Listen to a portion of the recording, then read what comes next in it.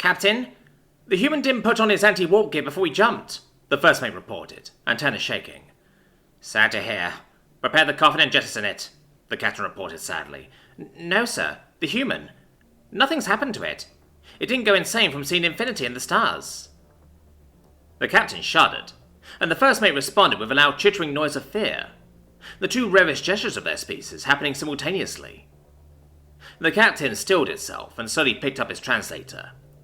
Bring me to the human, it said slowly.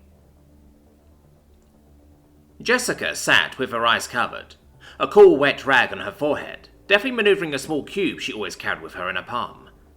She breathed slowly and deeply, and when she heard the chime of the observation window, she slowly sat up. More tests? She asked, her voice slow and her words drawn out. Human Jessica, no more tests for now, only questions. The translated voice of the captain came over the speakers.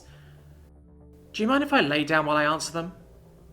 A click which Jessica knew to be an affirmative sound, though untranslatable. She laid back down, slowly. What happened, Human Jessica? Reports state you were not wearing your anti-warp suit. No one thought to check that the suit issued to me was for a human. It was not, I couldn't get into it. She groaned, curling up slightly. She felt horribly exposed, like a goldfish in a bowl. Being the only human on a mixed-species vessel had some very embarrassing downsides. They just didn't understand the human need to always wear clothing. That is unfortunate. The quartermaster will be flayed as punishment for endangering your life. Jessica bolted upright to protest, but both a wave of nausea and a shrill sound she knew to be the equivalent of a shh cut her off. As standard punishment for their species, they will recover quickly. Now, you must tell us what happened during the warp. Our report suggests you are the only living being to survive a warp unprotected. The translated voice sounded hurried, anxious. Once I realized that the suit wasn't going to fit, I knew I was going to die. I went through the 7 stages of human grief in about the span of a minute.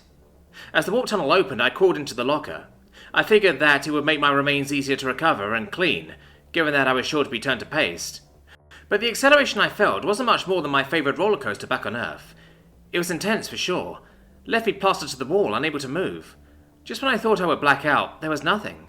Nothingness itself. Pure infinite void. Made my head hurt trying to comprehend it.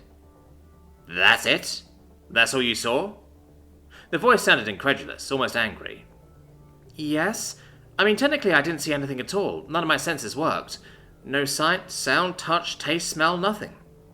But I was conscious. I know that much. There was a long silence. How is it possible? So many have died in warp accidents. Their eyes, their brains exploded upon warp exit. Those that survive are driven mad and usually end up dead soon after. How, of all things, did a human make it out unscathed? Now the voice was angry. I don't know. I just stopped thinking about it when my head began to hurt. If Jessica had been able to see through the observation window, she would have watched as the two most feared and respected members of this crew, the captain and the first mate, fainted from shock.